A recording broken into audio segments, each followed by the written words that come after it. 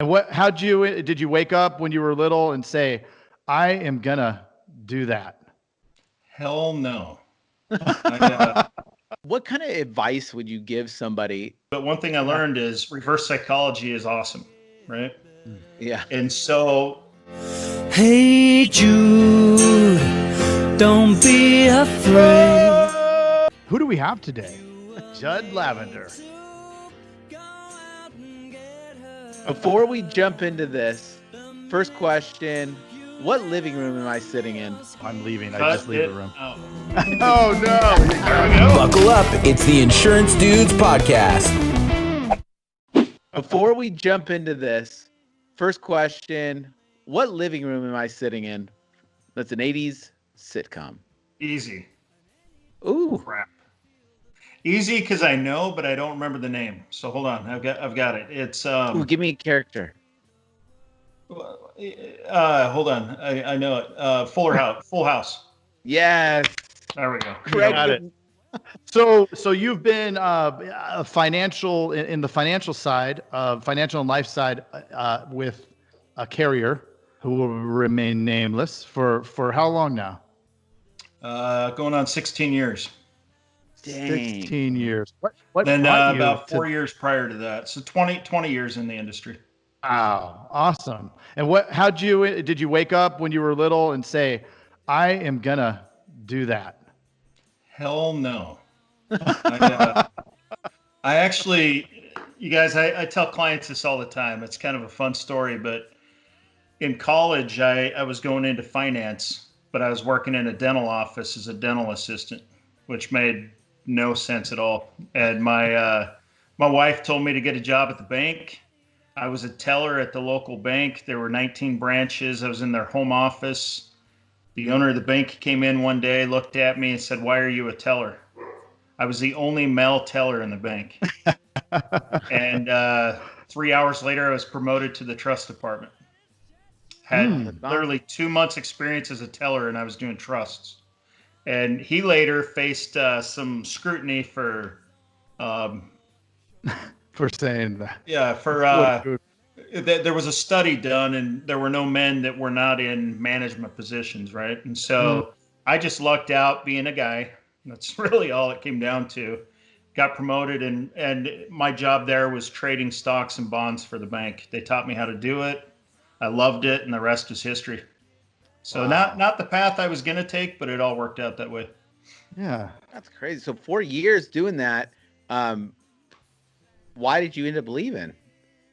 So I was only there for about a year. He bragged about paying me a little wage for what I did, right? He knew that he could get good service for nothing. And so I left there to go work for a large outfit that will remain nameless, I guess, and worked there for about 3 years, and then came over to where I'm at now. I wanted to get into more of the individual planning side, helping clients with assets. In fact, when I came to where I'm at today, my goal was to do more of the planning side of it and working with assets. It evolved because I'm with an insurance company. It evolved to life insurance. In fact, when I came over 15 years ago, I think I'd probably only done 2 or 3 life insurance policies. So That's interesting. It's definitely changed. Definitely changed. So coming, like I came from a wirehouse, and so it's interesting because at the wirehouse they'll point fingers at the insurance and say, "Oh, I can't believe people, that it's all overpriced, all these other things." Of course, they're going to say all these things. How was that transition for you? Was it like, oh, I didn't realize that these vehicles can do such amazing things for people? Yeah, it's again, probably the first 2 or 3 years of being here, I did not want to do life insurance, right? It was investments. And my background, I wanted to be a stock jockey. And I really enjoyed the whole investment side of it. It wasn't till 2000, what would that be? 2009, 2008, that when the market corrected, I realized that the benefit I had that my friends did not have is that I also offered other services. I could deal with life insurance, long-term care, disability, I wasn't just driven by the markets, where a lot of guys, the stock jockeys, really took a step backwards at that time. Yeah. So I had to retool and offer what I was here to offer. It allowed me to reset and become more holistic and help people with everything. You know, we shouldn't be a one-stop shop. We should offer every product we have available based on their needs, not just based on slinging a product. And when I learned how to do needs-based selling, my life took off. How much do you think your sales overall, let's take even the last year, are based on the relationship, and how much are based on some sort of closing skill that you have? See, I don't feel like I have a closing skill. I don't feel like I'm a super salesy guy, right? I just like the relationship. In fact, I tell people that all the time when they meet with me, that if you like relationships, you got the right guy. If you don't, sorry. I'm the one that's going to chill with you and hang out, you know, and you might have to tell me to shut up and get me out of your house. That's cool. But I also don't have people shop me. And I can say that as honestly as can be. I was on a call this morning with one of the agents in my company up in Seattle. I think you guys have actually had him on here before. Jeremy Olson. Mm-hmm. And Jeremy and I were talking, and he gets up in Seattle, he gets a lot of people shopping product. Now on the life side, it's different than property and casualty, but I probably couldn't name more than 10 people in the last 2 years that have shopped me. And I think that's because they're doing business. They're buying me, not the product. And I always lead with me, not the product, right? We're in to have conversation. We're to talk about why they're here today, what they need, what they want. The very, very end, we pitch product. We never lead with product. Right. What about go for the no? So go for the no is silly. But one thing I learned is reverse psychology is awesome, right? Yeah. And so I'll take it back to coaching softball. I couldn't get my daughter to swing the bat when she was younger. And she learned that if she stood in the batter's box long enough, she'd get walked. And so she would stand there, and then she'd celebrate when she got to first base. And the next girl would get up, and she'd get walked, and they'd be throwing their hands in the air. I did it. And I'm like, no, this is not what we're trying to teach. So I actually started paying my daughter $20 to swing the bat. Wow. You get up to bat, and you take 3 solid swings or hit the ball. You know, if you strike out, I'll pay you. She's like, what are you talking about? And what my thought was is if I could get her comfortable swinging the bat, I could work on her hitting, right? But as long as she's not swinging the bat, I can't coach hitting. And I was sitting there one day and I thought, man, I could use this with getting staff to ask about life insurance. So I was in one of the offices and I had a gal that was really good at what she did, but she could not talk about life insurance to anyone. And so I said, here's the deal. If you can get 20 people to tell you no, I'll give you $100. She goes, done. That's easy. So 20 in a row, $100. Still, I can do it. She never did it. She couldn't do it. So she took the challenge, and I gave her my script that I wanted her to use. And lo and behold, she would get 5, 6, 7, 8 no's, 2 yeses, 3 no's, a yes, 3 yeses in a row. Right. And what I was using there is A, getting her to swing the bat so I could coach her a little bit.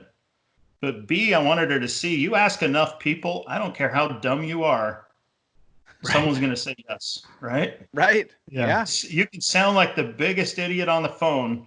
And if you hit the timing right, and I'll take that right back to softball, my same daughter that same year, no real coaching involved. We're in the all-star games for Little League softball. She swings the bat so she can get her $20, hits a ball over the fence. She hit her first run off of my $20 challenge because it was the perfect pitch. Yeah. Perfect pitch, perfect swing, just connected at the right time, right? Of course, fences are closer at that age, but she got her home run. And it's the same thing. I see staff take our challenge and say, hey, 20 no's. That's all I'm asking for. Get me 20 no's. Prove me that it's going to happen. and they can't do it, And so then we evolved to, we'll pay you for 20 no's. Doesn't even have to be 20 in a row. You get 20 no's. I've got offices that'll pay $20 for 20 no's, $100 for 20 no's. In my wife's agency, she's got a PNC agency. She does, I think it's $50 for 20 no's right now. And we had a situation not too long ago where they were at 13 yeses and 7 no's. So those are killer stats, right? Yes. Amazing. Again, we're not opening our mouths. That's all it comes back to. Second phase to that is habit. The more we ask, the more it becomes habit, and it just becomes natural.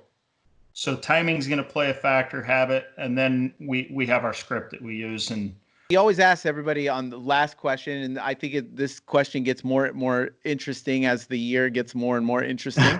But with everything, what kind of advice would you give somebody from a life insurance salesman and other services? But from that side of it, what would somebody coming into that side of the industry, what a piece of advice would be your number one piece of advice that you give them? The best advice, well, two things. I already said. One is people do business with people they like. Slow down. Don't get too pitchy. Truly care about the person in front of you. People sense if you're genuine or not, and they sense your commission breath, right? And the second part, the best advice I've probably ever got is work as though every day is December 31st. We crush at the end of the year. We cram it out.